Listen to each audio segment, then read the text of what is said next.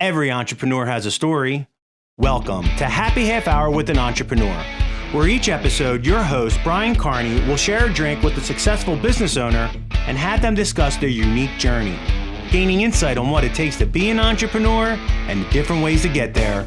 Brian isn't just a beer nerd, he's also the co-founder of River's Edge Advisors, a financial planning firm headquartered in Delaware, specializing in working with business owners. It's time to pour yourself a drink and enjoy a happy half hour with an entrepreneur. Hello, everyone. Welcome to Happy Half Hour with an Entrepreneur. I am your host, Brian Carney.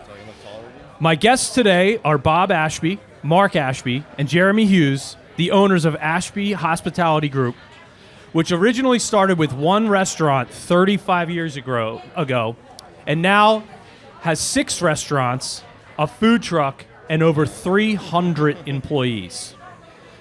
This is a very special episode of the podcast for 2 reasons. First, we're recording live at the newest Ashby Hospitality Group location, McGlynns in Greenville, Delaware. Secondly, this is the final episode 71 of the podcast. We will be shutting this podcast down, so this is the last episode. Gentlemen, thank you for joining me today. I'm excited to talk to you. Thanks for having us. Yeah. Well, first we got to talk about what we're drinking. So I'm drinking, it's called Taylor's Grog. It's the Miss Billion brew it just for you guys? Yeah, Miss Billion River Brewery. I've been making it for about 8-10 years now. And it's just for you? Yeah. Yep. Yeah, only available at our restaurant. Okay, great. And what are you drinking? I've got Fiddlehead, it's new to Delaware. They just started distributing in Delaware. Fiddlehead IPA from Vermont. It's delicious. Yeah, same beer for me as well. Excellent. Bob, just water for you? Smart. I've got club soda because I'm heading out of town tomorrow morning early, so I thought I'd take it easy tonight. Okay, good. That's probably a smart move. Smarter than I would probably be. All right. Well, let's start. Tell us a little bit about your company. Turn that over to Marc and Jeremy. I'm the retired guy. Fire away, Marc. Well, we're a local Delaware restaurant group, family-owned mostly, and operated. First restaurant was 40 years ago in Pike Creek, like you said. Now we're up to 6. This is the first restaurant that we've opened with just Jeremy and myself since my father retired. He retired about 7 years ago now, and yeah, it's been going great. Before that, I mean, last 2 years, we started taking over and he started giving us the autonomy to make some decisions, and ever since then, it's been great, and he's been a great resource to have, a great person to deal with. I'm sure. Yeah. That's great. So, Bob, you and your wife, Sandy, opened the first McGlynns in 1983. How did you even get a start in the hospitality business? A couple things. First, I graduated from Delaware with a business degree, and at the time I was working at the Stone Balloon while I was going to college, and I saw a young guy named Bill Stevenson that looked like he was pretty successful. And I said, he's, bar business is a cousin to the restaurant business. So I said, you know what? I'd like to have my own business, so I'll get a job working for a restaurant company. I worked for H.A. Winston's, which was a gourmet burger chain similar to the Bennigan's and Fridays. And I did that for 6 years. Along the way, I got married. I bought a house that was a duplex in Wilmington and rented out one half and lived in the other because that was the only way I could afford the mortgage. I did it a second time up in Allentown for the same reasons. So when it came time that the opportunity was there to buy was the Drum and Ale House and turn into a McGlynns, I was able to borrow against both those properties. And that gave me $30,000, $5,000 on a credit card, and $10,000 from the video jukebox guy. Wow. So that was it. That's incredible. So you parlayed home equity loans and credit cards into what would eventually be Ashby Hospitality. Yeah, and I forgot to tell you that home equity loans were 21%. We're getting close to that now. So yeah. So you waited almost 15 years before you opened your second restaurant. Not correct. Okay. In between the two McGlynns, there was two restaurants called Ashby's Oyster House. Okay. There was Ashby's Clam Bar up in Greenville. We had a seafood market down the beach. So I had a number of things going at the time, and I just, had a creative spirit, so I didn't want to just do another McGlynns. Yeah. However, after I sold two of them, closed one of them, and decided that maybe McGlynns is the next best thing to do, so I did a second McGlynns. Oh, that's great. I love it. So, Mark and Jeremy, when did you guys start working with the company? Jeremy, Well, I imagine Mark started the day he was born. I started with Bob, working for Bob in 2002. Okay. Yeah. So I got hired as a manager at the McGlynns in People's Plaza. And what was your career like before that? What were you doing before that? Before that, what were you doing the night? how much that time you got here? So the reason I got the job is because McGlynns in People's Plaza was where I used to hang out. Okay. And I had a few too many beers, and I asked the manager if they were hiring. I filled out an application at like midnight. Woke up the next morning like, oh my God, what did I do? And Bob called me that day for an interview. And that was it. So you figured if you're going to hang out there, you might as well get paid for it? Yeah, something like that. I don't know if I was thinking at the time. But I'd been working in restaurants leading up to that for many years before. So That's great. How about you, Mark? What was your first role? Like Jeremy said, I grew up crawling around on the floor of McGlynns and Pike Creek, eating popcorn under the booth, and I think I learned to count. One of the cooks teaching me how many clams was a dozen, putting them into a clam bag, and I started sometime during high school, I think, doing Sunday morning dishwasher shifts, and then ever since then I stayed in it. I lifeguarded down on the beach some. Oh, nice. And the summer before I went to college at University of Delaware, I started as a dishwasher and line cook at Deer Park. And then, when I continued there the whole time, year-round, and when I turned 19, I started serving. When I turned 21, I started bartending. Sometime in there, during a winter session, I worked up in the office, bookkeeping, and then I think, I was bartending, and I just finished my senior year, just stuck through a first summer bartending. And I was like, all the students were getting ready to come back to University of Delaware. I was like, all right, great. I'm going to make some good money. I moved up the list a little bit as a bartender. I'm going to get some good shifts. And the day the summer ended, my dad asked me if I wanted to start managing. I was like, I was about to I started managing right after that. That's great. Well, you guys, the restaurant industry is just notoriously brutal. The success rate is terrible. What do you think separates you, and why have you guys been so successful for so long?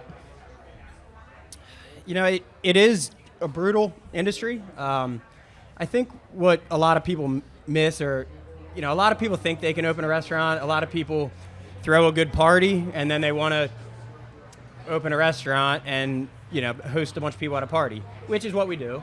A lot of people think they can make a good cocktail and want to open a bar, and we do that too. And a lot of people can cook a great meal and think they're going to open a great restaurant. We do that too.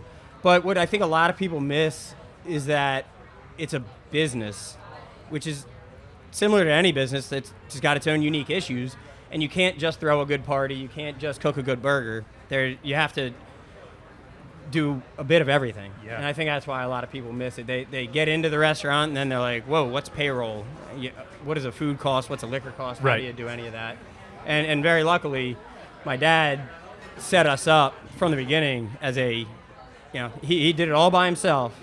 Family run operation, but it was a business. Yep. So. Well, you see that happen a lot with professional athletes. They always retire, or while they're playing, they buy a steakhouse or something, and then it typically goes under because they have no idea what they're doing. So to have that sort of guidance early on is probably huge. Yeah, that was Yeah, great. I think it's also making sure you surround yourself with people that you trust and that are going to help you get there. Yeah. I think you can very easily get lost with the wrong people there with you. So Yeah. So, Bob, how was the experience working with your son? Honestly, it was not difficult for me because when I went to Allentown, I worked with my wife. She was a day bartender. I was the general manager because she was a bookkeeper, but she didn't want to, a teacher, but she didn't want to get a job up there as a teacher. And so she did some bookkeeping and day bartending. She was late every day for work, so I had to deal with that issue. The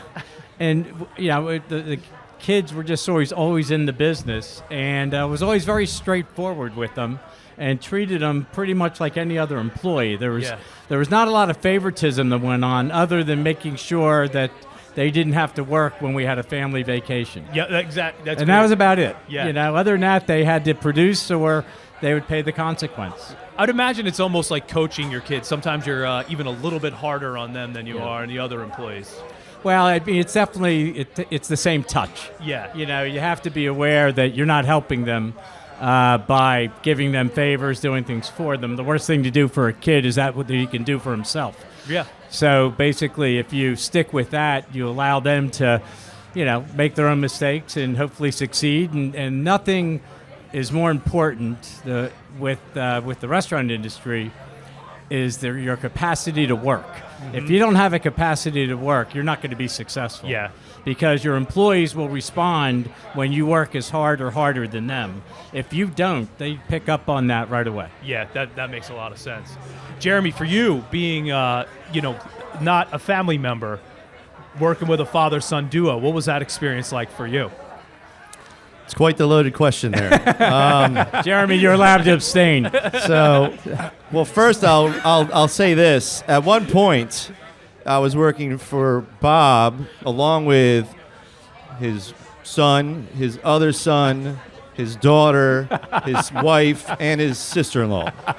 So, and no, it's been great. And kind of to attest to what Bob said, he did a great job of, there was a line, it was family, and then there was business. There were some times where I knew I had to either step in or walk away. Yeah. But no, it's been great. I couldn't be more lucky, honestly, to what I got myself involved in. That's great. And I have nothing but great things to say. Yeah. So. How was the whole process of transferring the business over to them? How was that experience for all of you? That was something that I've told my kids from the beginning, that there's no plan in my head that you guys are going to step into the business. I said, so it was very much an evolving process. When they graduated, I told them college, when they both graduated college, and my daughter, I said, there's an opportunity here if you want to pursue it. But then it was up to them. I mean, they could have done great, or they could have done so great, they could have moved on. I never told them that they couldn't give notice and leave. They always had that opportunity. They're always going to be at my Thanksgiving table and Sunday dinner at Christmas, and that's great. All of those things. So, so you have to sort of have a pretty clear line for work and family. For sure. And I tried to do that. But with Jeremy involved, Marc was learning and going through the management ranks. Jeremy was my operation manager for close to 20 years. You were my boss for a while. Yes, I was. Still kind of is. I sort of set up a process that over a 2-year period, I told them I was going to be retiring at some point, and I didn't tell them when, but over a 2-year period, they stepped into president and vice president roles, and that gave them all of the financials, and the more they were involved, they were making the decisions. I was making less decisions. Occasionally I would step in and make a call, but most of the time I tried to let them do it. And so it sort of evolved. And then one day I said, well, you know what? At the end of this year, I'm retiring. Okay. And so we worked out. We'd already worked out a financial plan, how that would happen, and we planned the work, worked the plan. That's great. Did you ever see them make a decision and you disagree with it and just let it happen? Oh, yeah. Yeah. Now, we had a lot of great fights. I mean, the last 2 years, it was pretty much, I'll give advice. You guys make the call. And I'll give more advice if I think the call's going the wrong way, but I'll let them live with their decision. Yeah. Well, he'd call Marc And then if he didn't like the way Mark handled it, he'd call me and see if he could get me to do it. Hey, everything's politics. That's perfect. So now your roles. What are your roles now within the organization, and how? Now, I mean, Jeremy's a little more operations. I'm a little more financial and maintenance. He's basically the full-time maintenance man. Is really what he is. Yeah, Overpaid financials maintenance is it makes sense, right? But it's interesting from my perspective, which is weird as a growing up in the restaurants, running the restaurants.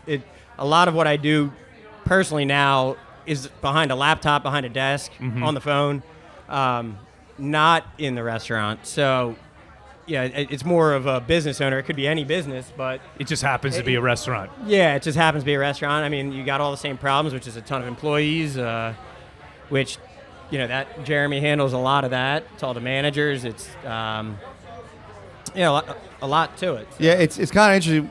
I mean, there was conversations about who's going to do what, Right. But it We were kind of both doing everything for a while. It kind of naturally just evolved. But there was a time where we were all it was just kind of doing whatever popped up. That's what you did. All hands on deck. But we kind of learned that wasn't the best way to go about it. Yeah. and corrected that.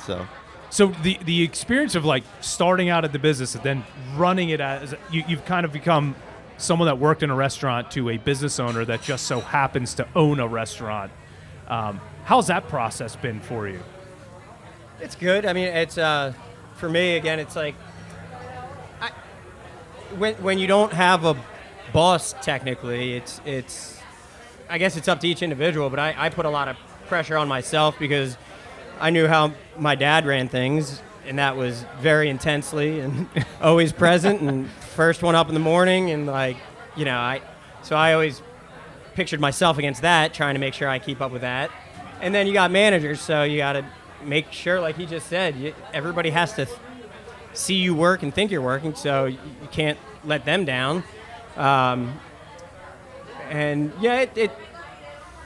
I listen to a lot of advice out there. I listen to podcasts. I do a lot of that stuff just to figure out how to manage your own time, how to deal with all that, and just go through that process. And it's different for everybody, for sure, in their own management and style of running a business.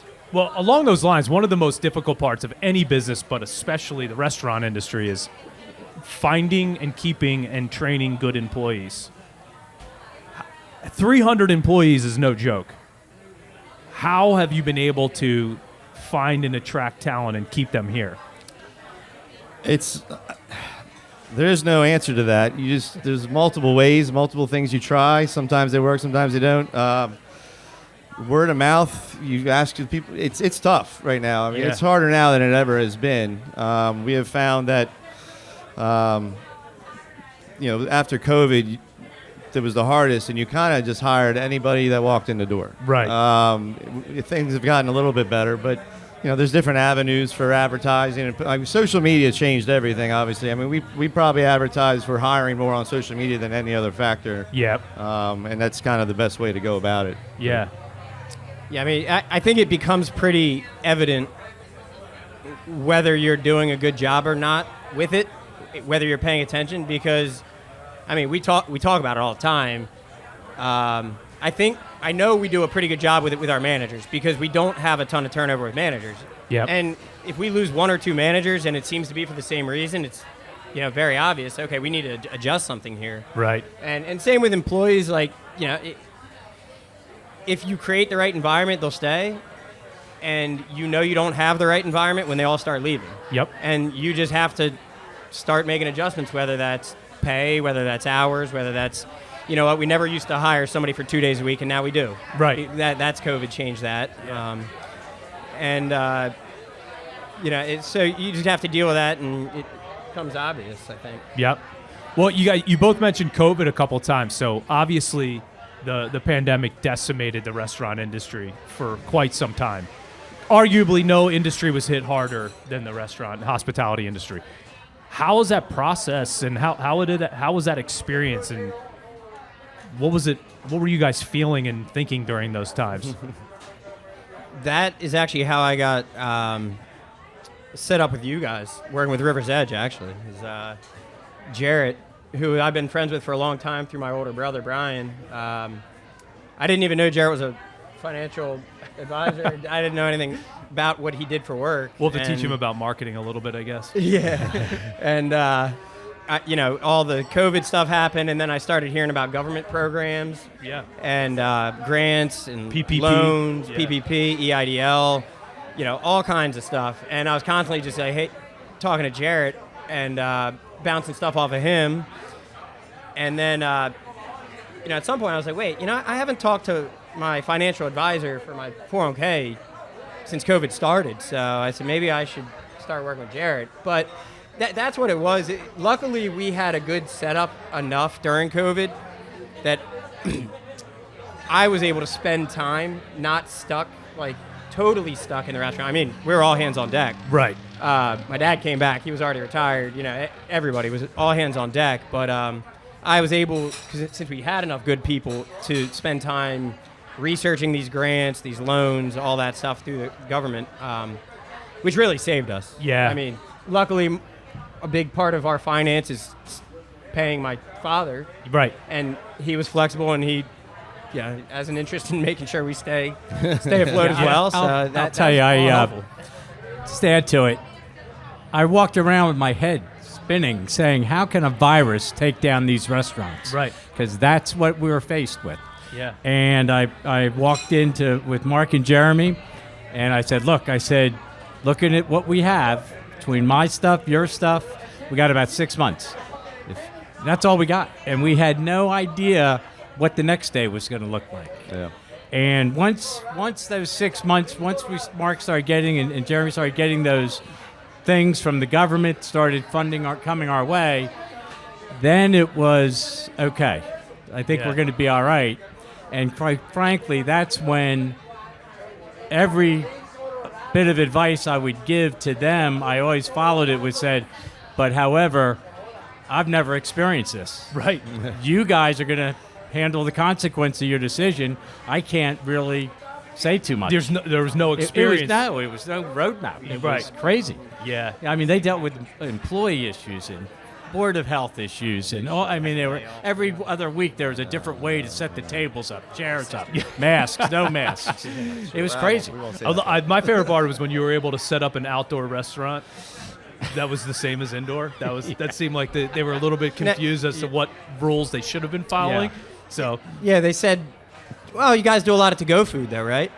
Yeah, to-go food's gonna pay your rent and your Not even.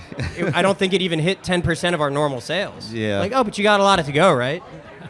There's a lot of ignorance. 90%, over 90% down on our sales. No, that doesn't.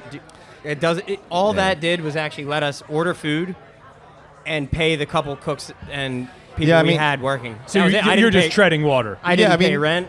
No money was going out. Right. It was nothing. No money was going out, and it just trickled down to those people. Yeah. But you did whatever you could to get $1 to come in, and you did everything you could to not put $1 out. It was St. Patrick's Day. We had the bar stools upside down. Yeah. And this is St. Patrick's Day, and it's like, I don't know what we're gonna do. Yeah. Wow. It was, and because it was extremely scary for a month, I guess. Yeah. Like that, just what are you gonna do? Yeah. Yeah, I mean, we never in my life would, and I'm sure all of us would say the same thing, thought we'd ever lay off almost 300 people. Right. It's just unbelievable. Yeah. So, That is crazy. Well, you're definitely stronger for it, which is good, I guess. Right? Yeah, it wasn't fun to go through, sure. but changes things for the better sometimes for the worse. But I mean, there's actually a lot of things that came out of COVID that stayed that were beneficial to That's the good. restaurants. So if there's a silver lining there, I guess that would be it. That's good. Bob, I want to kind of go back in time with you because you purchased Deer Park Tavern. Why is it always me you got to go back in time with? Back in 2001. So I think Deer Park is such a unique place. So truthfully, I spent a few 21st birthdays in that place before you owned it. And that place is it's a landmark in the middle of Newark. It's actually been there since 1851, which I didn't know until yesterday. It is a quintessential college bar in the heart of the University of Delaware campus. And it was kind of a mess before you bought it. Is that a fair way to say it? Yeah, we had two McGlynns at the time, and People's Plaza we just opened a year or two before, and it was doing very well. The other McGlynns was doing well. And I had heard through a mutual friend that the person that owned the Deer Park might be interested in selling it. And so one day I was driving up Kirkwood Highway, and I said, it'd be kind of foolish to not at least make a phone call just to see what's involved in trying to buy the Deer Park. Yeah. So I called the mutual friend and we set up a meeting, and that's how I bought the Deer Park. Wow, that's crazy. Yeah. And what was the process of rehabbing it? A lot. I closed for 6 months. We had to get approvals from the city of Newark, which were not always friendly to restaurants and liquor licenses. However, when I told them I would be restoring it back to its original look back in the 1900s, which was the outside veranda and cupola on the third floor, they then were pretty much, well, if you're going to do this, we'll allow you to have a parking variance, have another bar upstairs, entertainment, bathroom. I mean, they were very willing to go along with me as long as I was going to do that. And they did. Well, that's great because I know that city is sort of infamous for being very difficult to deal with, especially for things they were alcohol, great to deal college with. related. Yeah, they were great to deal with. And I think they've over the years have learned that the restaurant industry and with the bars are still a good thing for Main Street. Yeah, for sure. Gents, you guys had the experience of opening a new restaurant recently, the one that we sit in now. I know that process was not without hiccups. So how was that experience for you? That was great. I mean, my only experience really opening a restaurant before that was I got to come in a couple weeks as a general manager before he finished up Cantwell's Tavern, my dad, and got to see that. Jeremy was a part of that. That was fun. And I was around for Dover McGlynns opening and Cantwell's opening. But it has nothing. It doesn't compare at all to doing it yourself at all. No. So. Yes, this was good. This was fun. I mean, it was very intense experience. And we had a huge help in being able to talk to my dad, who's open. Do you have a count? How many restaurants you've opened? 9, 8? Now it's 13. Okay. Jeez. That's so that just being able to go through construction plans and dealing with that whole process, the finance of it, how you're going to finance it with the loans with the bank, SBA. Right. It's a lot of aspects to it. Analyzing, and I tend to overanalyze things. Jeremy helps me get past that sometimes. So does my dad. But overanalyzing. It took us an hour to figure out where the food was going to go today, just so you know. So. Yeah, overanalyzing every single piece of everything on this blueprint, from a piece of paper, which luckily we have other restaurants. We have a lot of experience. So it's like, at Pike Creek where you walk around back bar, that's too tight. How big is that measurement? Right. And then we know, all right, it needs to be bigger than that on this blueprint and this drawing. So that, that having these other restaurants going through it is a big thing. I mean, we're calling managers all the time, go measure this.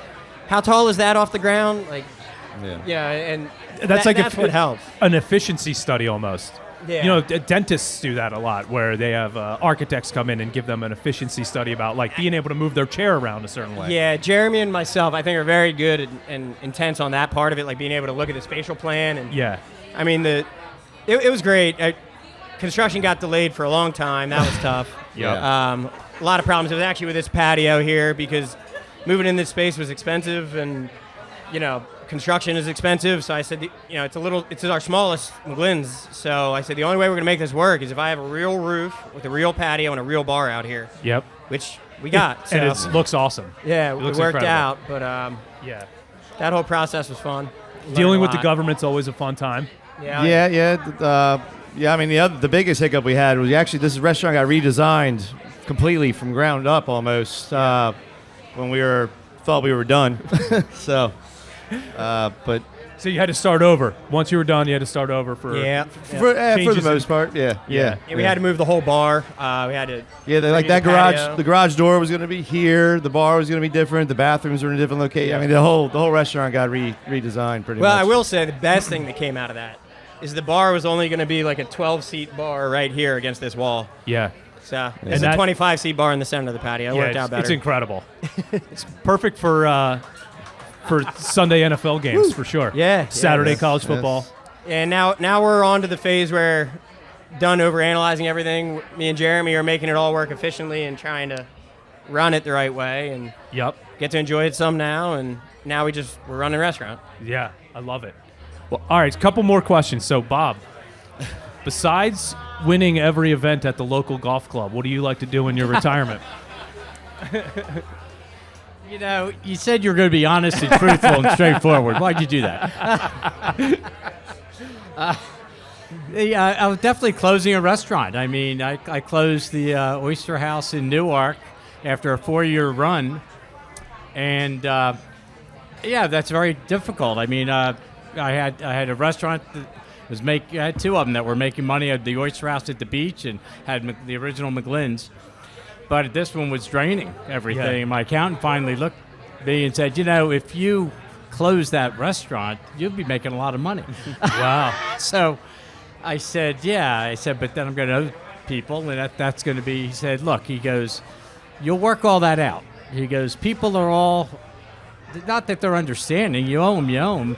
He said, but nobody's going to put a gun to your head. Right. He said, you got to do what's right for you. Yeah. And make that call. Yeah, the restaurant business is a very public business. Everybody knows who the owner of the restaurant is. It is true. Right? So, I mean, so I closed it. First day I walk into McGlynns for happy hour, one of the regular customers I wasn't a big fan of yelled, hey, I heard you're going broke.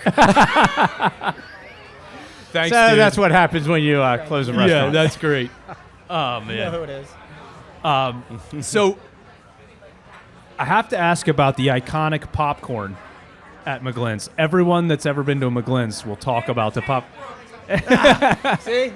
Literally, a good customer here knows that the one at Pike Creek is broken right now. They're paying to keep up with. Our popcorn machine is like the milkshake machine at At McDonald's. McDonald's, yeah. No, we actually get phone calls. Oh, yeah. And they'll say, "Is your popcorn machine fixed?" And we said, "No." They say, "Okay, we're not coming." Get out. Like, Dead I don't- serious. I Where don't, did I don't that- know so- where they're going to get pop, but That popcorn is incredible. No joke. Where did that idea come from? That's before I can remember. All right, H.A. Winston's had a popcorn machine, which was the first restaurant I worked at. And every customer walks in the door.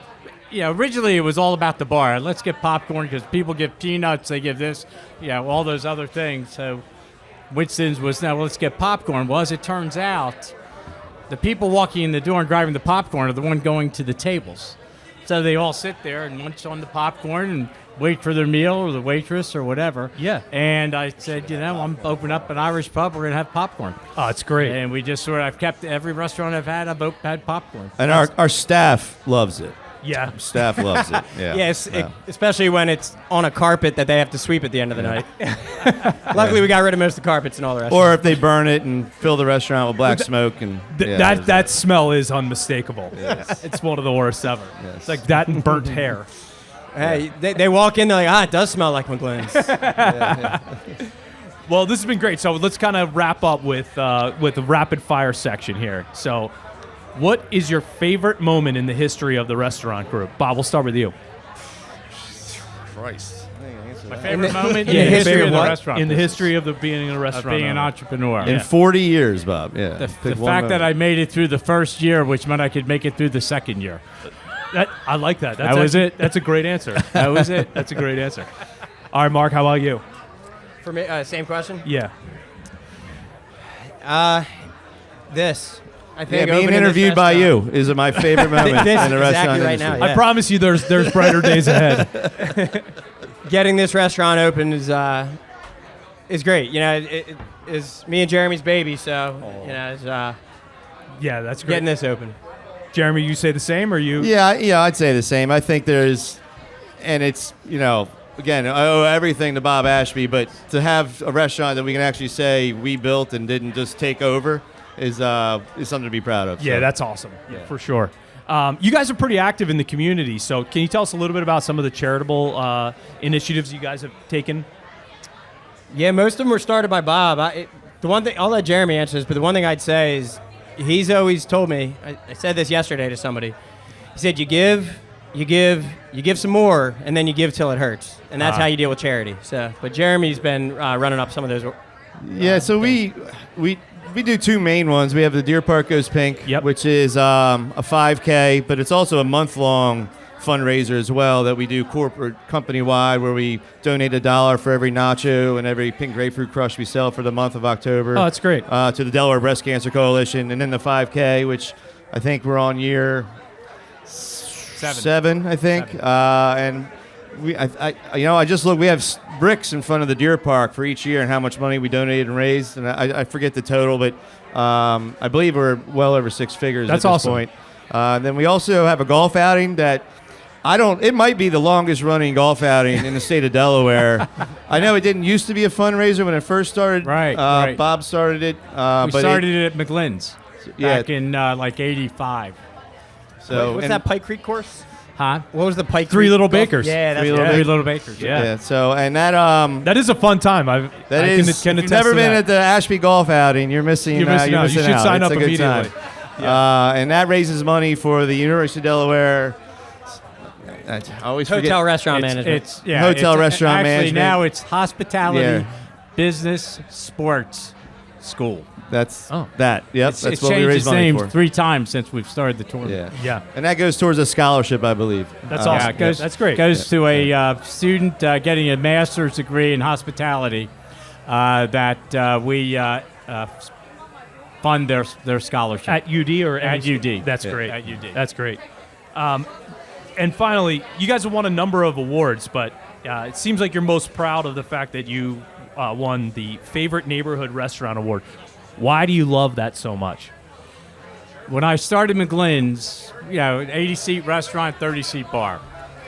And I used to tell the staff, I said, all we have to do is make the people that live within 5 miles of McGlynns happy and come in once or twice a week. I said, if we do that, this place is going to make money. Yep.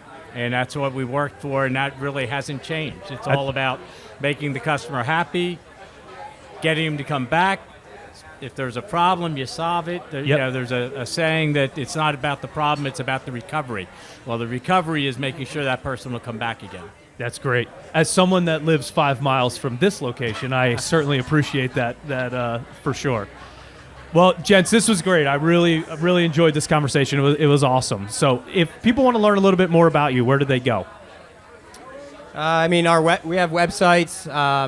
I'm easy to get a hold of personally if anybody wants to talk about anything. Ashby-hospitality.com. You can email us, and I'm easy to get a hold of. Great. All right, so since this is the last episode, I want to thank 2 really special people who actually made this podcast possible, and quite possibly the only 2 people on the planet that have listened to every episode. First, our editor, Dan Marino. Dan from Orange Line Media, who set all this up today. Thank you so much, Dan. And Kim Mallon. Kim did all the graphic design work, built our website, and got every episode out on social media. So, Kim, thank you very much. Thank you, guys. I really appreciate it. Well, final toast to this. This beer was actually outstanding. I would give that a solid 4.5 out of 5. I will definitely be drinking that again. And I really appreciate you guys doing this. And cheers. Thank you. Cheers. Cheers. Thank Cheers. you. Brian. Thank you. Thank you, guys. Had a successful run. Yeah, I did. Thank you for doing this. Thank you. Thank you for listening to Happy Half Hour with an Entrepreneur, sponsored by River's Edge Advisors. For more information on how River's Edge Advisors can help you, visit their website at riversedgeadvisors.com. If you'd like to connect with Brian Carney for business advice or just to share beer, follow him on Instagram at riversedgeadvisors_LLC.